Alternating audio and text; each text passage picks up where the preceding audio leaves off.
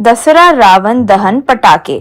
मेरठ में दामू नाम का एक कारपेंटर रहता था। वो अलग अलग किस्म के लकड़ी के वस्तु तैयार करता था। एक दिन उसके पास उस गांव का प्रेसिडेंट अशोक आया। दामू के पास कुछ वस्तुओं को सिलेक्ट करके उन्हें अपने असिस्टेंट के साथ एक वैन में रखवाकर अपने घर भिजवाया।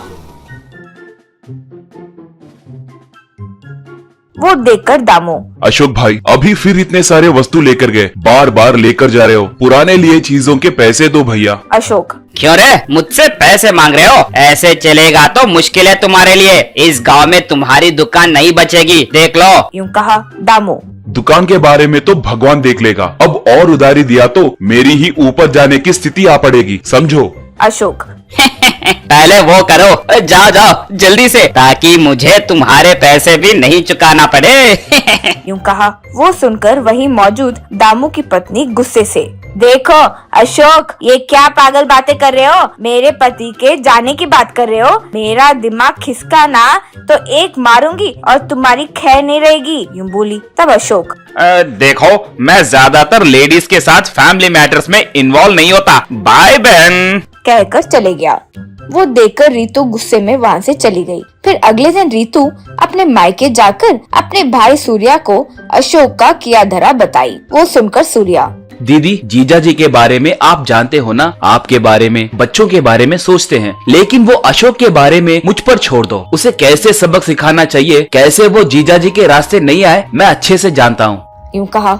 इससे अगले दिन सूर्या अपने दोस्त जित्तू के साथ मिलकर मेरठ गया। वहाँ टी शॉप के पास चाय पी रहे प्रेसिडेंट के आदमी को देखकर उसके पास जित्तू को भेजा। जित्तू वहाँ गया।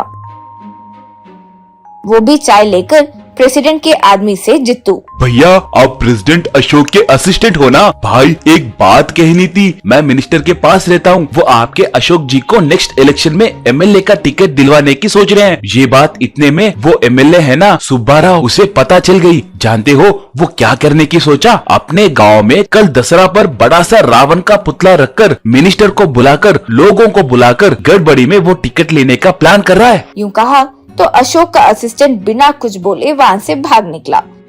वो देखकर सूर्या जित्तू के पास आया। अब सूर्या से, जित्तू, ये कौन है भाई? कितना मूर्ख है, कम से कम मैं कौन हूँ, क्यों बोला ये सब, क्या बोला, बिना कुछ सोचे भाग गया। अब अशोक का असिस्टेंट अशोक के पास जाकर माजी एमएलए का पूरा प्लान बताया।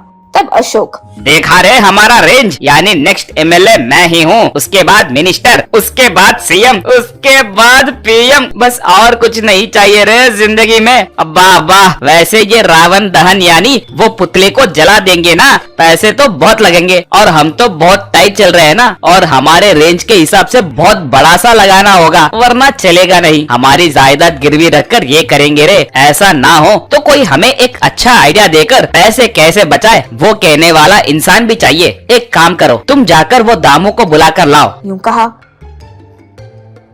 अशोक का असिस्टेंट फिर दामू को लेकर आया। जो भी अशोक बोला वो सब सुनकर दामू, भाई अगर आपको नुकसान नहीं हो तो कॉस्टली लकड़ी को इस्तेमाल करना होगा। उस लकड़ी को फिर दहन के पहले अच्छे से पानी में भिगाएंगे। इतना बड़ा हो तो कम से कम करोड़ रुपए लगेंगे भाई। जलाने के बाद लकड़ी को रीसेल करेंगे तो कम से कम 50 लाख मिलेंगे, यूं कहा। तब अशोक ने ठीक है कहा।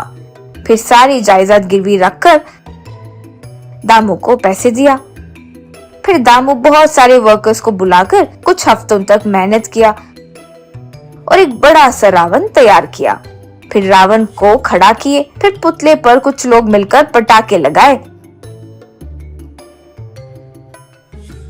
2 दिन के बाद रावण दहन का दिन आ गया। आसपास के गांव से भी कई लोग रावण को देखने आने लगे। वैसे ही सूर्या वाले भी दामू के पास आए। अब पुतले के पास खड़ा दामू से सूर्या, क्यों भाई, लगता है इस पुतले से पूरी तरह सेटिल हो गए हो। कम से कम 20 तो ऐसे कर लिए ना। जो भी हो, मेरा प्लान तो वर्कआउट हो गया, अब दहन बाकी है। दामू, रे प्लान क्या है रे? वैसे ये पुतला जलकर गिरेगा नहीं। दहन क्या कह रहे हो? अच्छे से पानी में भिगाए। सूर्या, क्या कॉमेडी कर रहे हो आप? पानी मारने के बाद हम इस पर पेट्रोल स्प्रे किए ना। एक और बात, उस प्रेसिडेंट को जो स्टोरी बोले ना, मिनिस्टर, एमएलए, टिकट, माजी एमएलए, रावण का पुतला, ये सब हमारा ही प्लान है, सब झूठ है। यूं कहा तो दामू शॉक हो गया।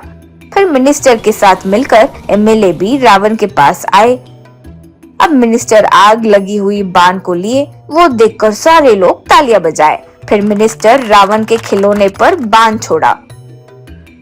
बस वो बाण जाकर रावण को लगते ही एक साथ पटाखे जले और सब एक साथ गिरने लगा। वो देखकर लोग आहा करने लगे। वो पुतले को जलते देख अशोक घबरा रहा था। वो देखकर मिनिस्टर, वेरी गुड अशोक, अब फिर से इस गांव के तुम ही प्रेसिडेंट बनोगे, ये तय है। यूं कहा। वो सुनकर अशोक, ये क्या सर, प्रेसिडेंट कह रहे हो? एमएलए का टिकट देने की सोचे ना। मिनिस्टर, क्या एमएलए?